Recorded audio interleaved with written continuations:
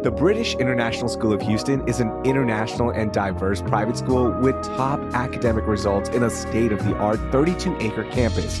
From PK3 through 12th grade, students build pathways to the world's best universities through excellent results in internationally recognized qualifications. Guiding them are teachers who are global talents. Interested in learning more about the British International School of Houston? Search BIS Houston online and get in touch with their admissions team. And you can also join them for their upcoming open house by registering online.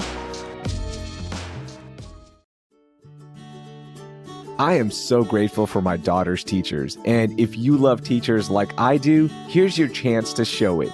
Nominate an incredible Houston area public school teacher for a free weekend retreat at the Holdsworth Center on Lake Austin. It's a one-of-a-kind experience designed to help teachers unplug, recharge, and feel appreciated. It only takes 2 minutes to nominate, but it could mean the world to a teacher. Nominations close August 29th, so go right now to teacherretreat.org to nominate someone today. That's teacherretreat.org.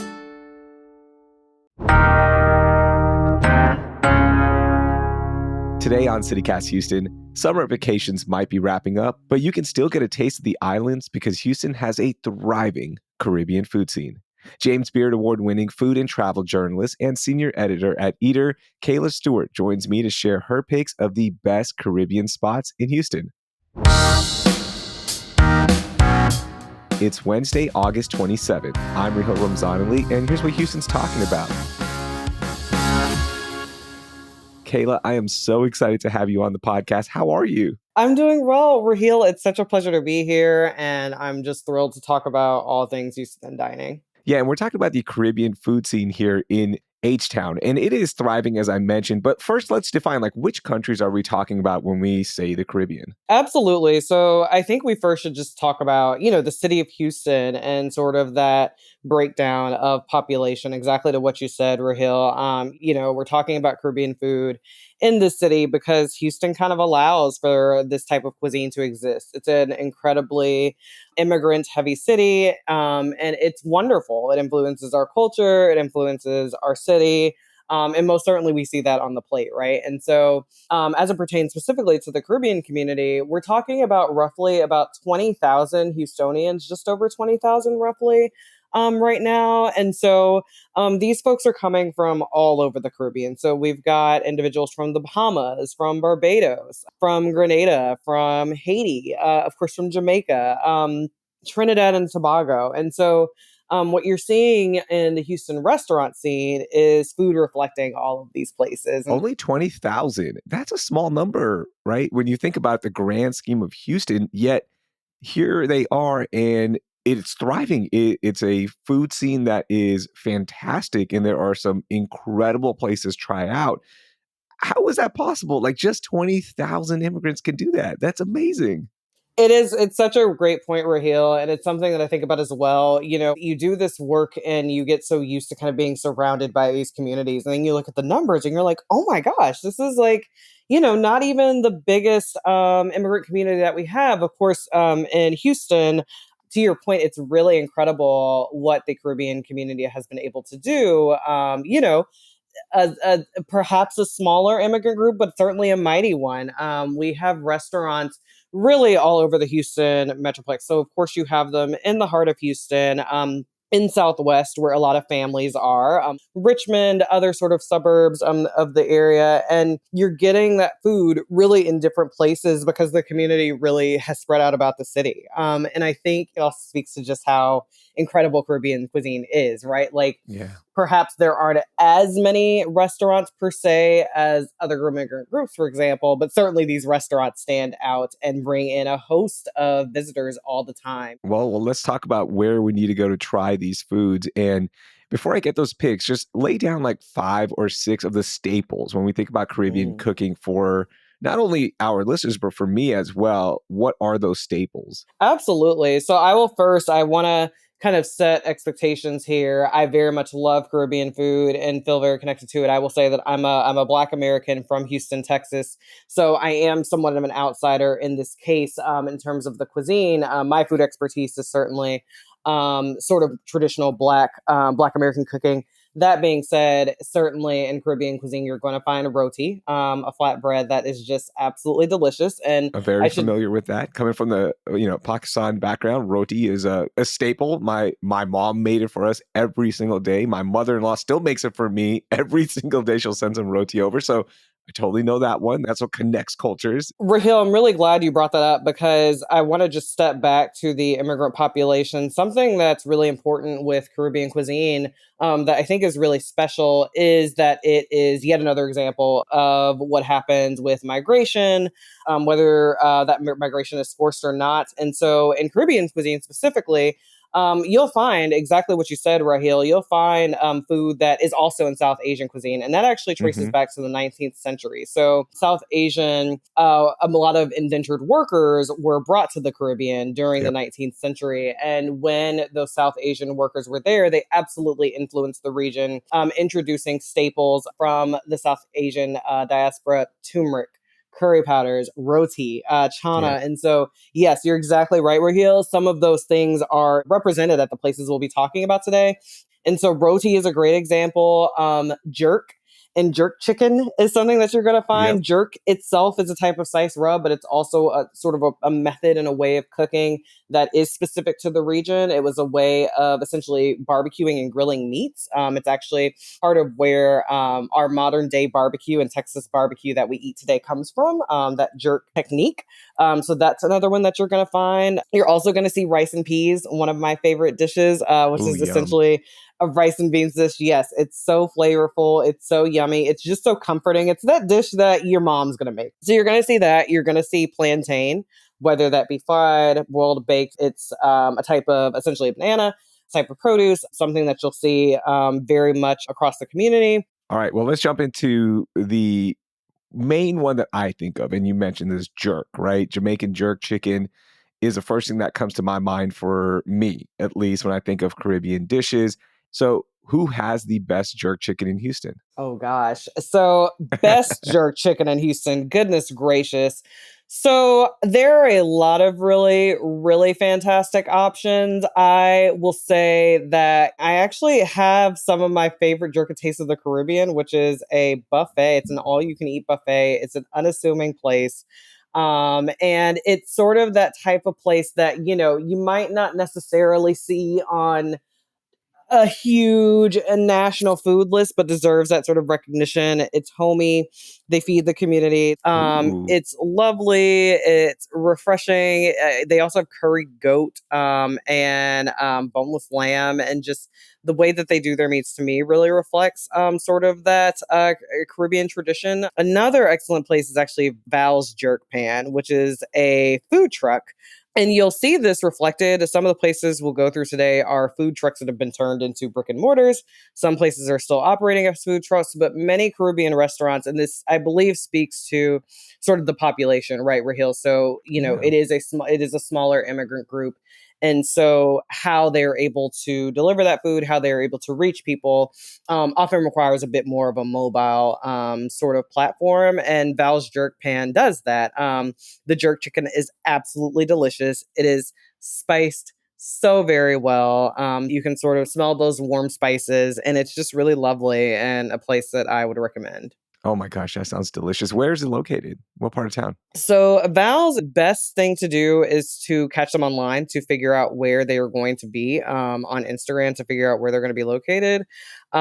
For Taste of the Caribbean, you're actually going to find that on Crocodile Road. Oh, that sounds fantastic. Okay, roti, we talked about it, the influence from the South Asian culture to the Caribbean. And roti is just this flat bread that is easy to make. Think about like a tortilla, but just a little bit more oomph to it, a little heavier, so you can scoop up your curries. You can eat it with other foods as well. Where's the best roti? So I'm going to talk about 700 Isles Cafe, which is another food truck. Also has some excellent roti, and I also want to bring up Pond de Road. So Pond de Road is one of my favorites in Oh, general. yeah. So Pond de Road is a former food truck that was very beloved. It was so beloved that Chef Gareth Powell, who goes by Chef G, did end up being able to land a permanent spot in Acres Homes, and there he does some excellent excellent roti. Also does sweet drunken plantains, which are essentially rum soaked plantains. Wow. Really, really delicious. Lots of really great breads there that I very much enjoy. I also think that Reggae Hut does as well. So, Reggae Hut is a Black diaspora focused restaurant that is actually owned by Marcus Davis, who runs the very popular Breakfast Club, both of which are in downtown Houston, sort of near the U of H TSU area. That's another great place for jerk chicken plantain, kind of those, go-to dishes. A really great example of, yes, when you're within the Black diaspora, we're often exposed to foods from across the diaspora. The Caribbean community is prominent and has been connected to the Black American community for some time. And then finally, actually, I'm going to go back to Taste of the Caribbean. They do a goat with roti, and the roti is fantastic. It's a bone-in goat. And again, that roti is just, to your point, it's such a simple dish. And for me, I tend to like roti when it is at its simplest. And that's sort of why I love that Taste of Caribbean version. I love that. I love that. And I love that you mentioned Pond de Road because I think to me that is one of the standout Caribbean joints here and really a success story about how you can make it in Houston and blending not only the influences from your home, but also blending in Houston style. And same with Reggae Hut as you laid out. It's beautiful. Are there other unique Caribbean spots or even like dishes that twist the Houston culture and the Caribbean culture together that you can give me? So, twisting the Houston and Caribbean culture, I think you're going to see a bit more of that at a place like Reggae Hut, where it is owned by an African American as opposed to a Caribbean American. So, he's doing a little bit of that mix, where you actually see more diasporic mixes. This is not a Caribbean restaurant, it is a West African restaurant that infuses influences across the diaspora. And this is Ooh. Chop and Block. So, Oh, Chop yeah. and Block, of course, had a location in Post Houston. They now have a brick and mortar in Montrose. And at Chop and Block, I think they do a really great job. Certainly, the focus there is West Africa. But again, all of our cuisines are derived from this region, right? So Caribbean cuisine absolutely is influenced and rooted in West African cuisine as well as Black American cuisine. So you're going to see some influence there, some of those warm spices. Ope Amosu, who runs that restaurant, does quite a bit with bread. And so you're going to see a few more of those Caribbean influences there. One place I do also want to bring up that is not here yet, but is forthcoming. And this chef has done some wonderful, wonderful dinners in Houston. Tristan Epps. So Tristan Epps is actually the recent winner of Top Chef season 22. And Tristan is the first Black chef to win in 15 years. And he is a Caribbean chef, extremely, extremely talented. In the last episode, in the season finale, which actually won him the show, he did a fusion of Ethiopian cuisine with Trinidadian cuisine, which is his roots. He's Trinidadian. And he made a monkfish dish with bacalao mambongo, pollo de ringo with injera shrimp toast, and an oxtail Milanese. And Wow. I raise all that to say this restaurant is coming. He is doing the first tasting menu Caribbean restaurant in the Houston area that is on its way. It's going to be called Buboy, Buboy. And I anticipate that there will be some dishes like that there. Oh, And wow. yeah, and I think that again, just really speaks to not only the richness of this cuisine, but the excitement about it. And I'm so excited for Tristan to bring that into the fine dining space, which, for generations has been largely Yeah. occupied by French and Italian and more Eurocentric cuisines. Oh, I can't wait for that. That sounds fantastic. And I'm glad you brought up Chop and Block. We actually recorded an episode about the, best places to go in Montrose at Chop and Block. And I ordered that day the Black Star. And the reason I bring up the Black Star is because you can obviously taste the Caribbean influence in that one. The sweet plantains just stood out to me. And I'm curious, why aren't sweet plantains more of a epic side dish for us here in the United States? It's such a good side. That's a great question, Raheel, and you're so absolutely right. It's delicious. Everyone loves it. You know, it's such a difficult time, but I do think to some extent this absolutely has to do with race and how foods are perceived and which food gets to be valued and which is not. And that also speaks to the difficulty that chefs have of having this excellent food that people absolutely want, but also which food gets to be commodified, which food is sort of presented as the standard. Hmm. And that's still not the case, right, for Caribbean cuisine. And so, some of it absolutely has to do certainly with just simply population, which group is going to be more heavily represented and thus likely have a larger imprint. But I think it just has not reached our food spaces yet. And I hope that it does. I think over the last few years, we've seen this greater appreciation for cuisines across the world and different cuisines that may be underrepresented. And a lot of my work has been around that. And so, as people are becoming more familiar with these foods and being willing to try them and also eat them more regularly, I hope that it does become a staple because I'm right there I with hope you. so. I could eat them all day. They're so delicious. Whenever I can get my hands on them, whether in Houston or while traveling, Yeah. I'm right there.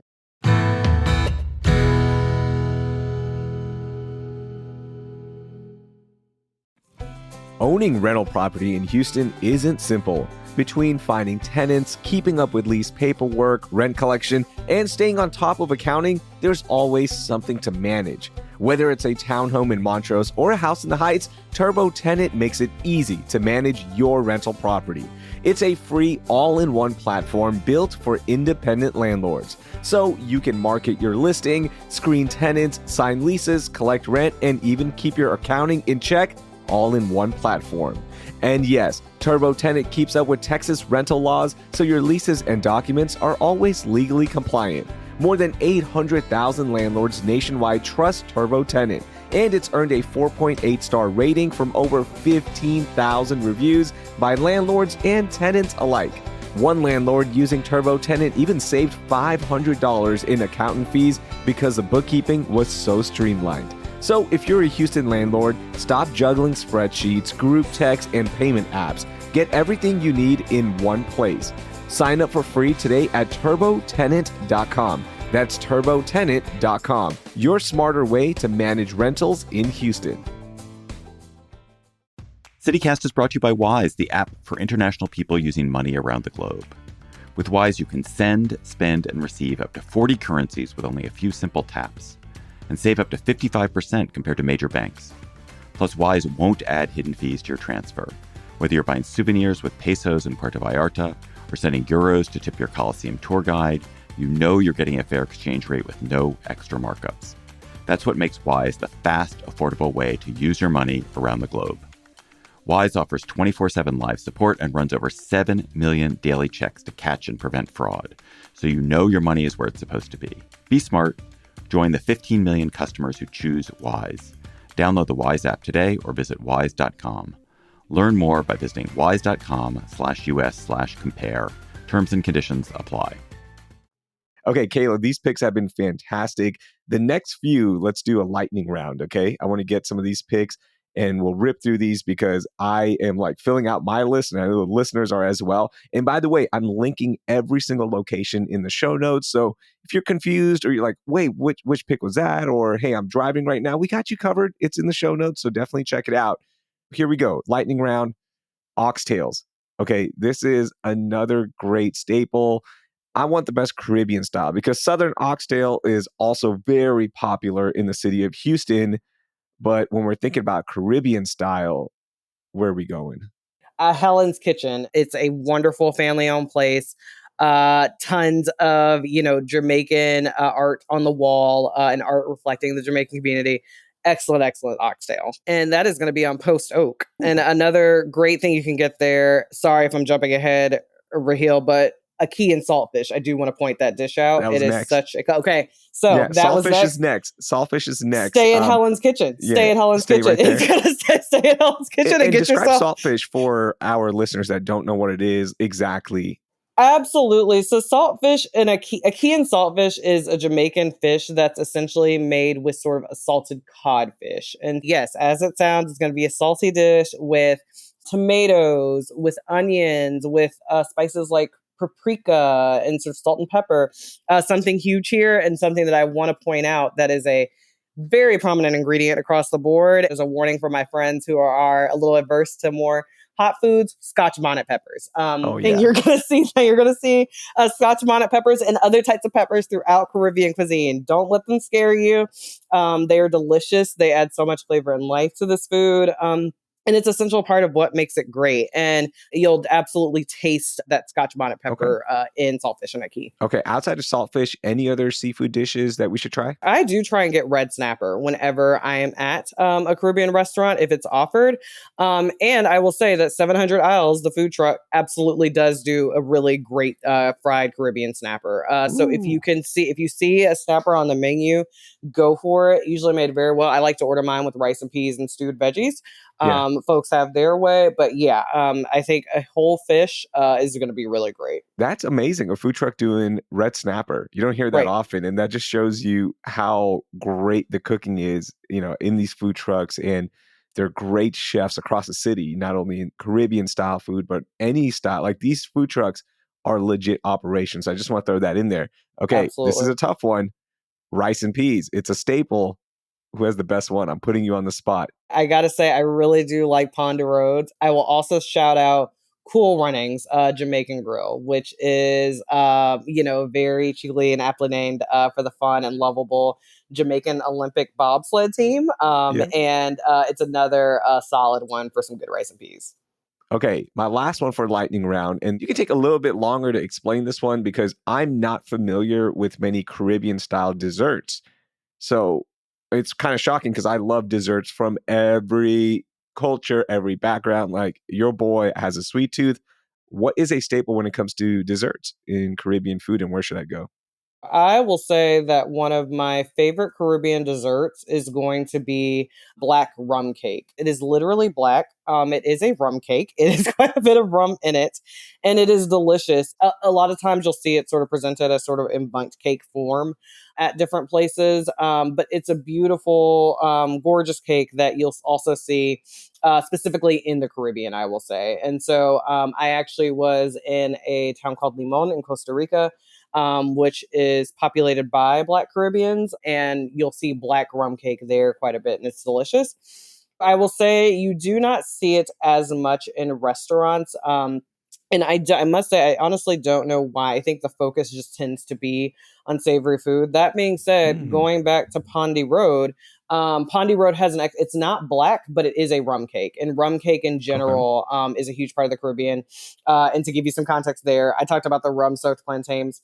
Rum is massive in the Oh, Caribbean. yes. It is an essential part of the culture of the celebrations, of their livelihood. So rum being in the desserts is very prominent and very common. But yes, the black cake you'll typically see at like Christmas and sort of holidays and celebrations. Nice. It's rich, very dense, very boozy, and yeah, it's great. Yeah, rum is definitely a major part of the Caribbean culture.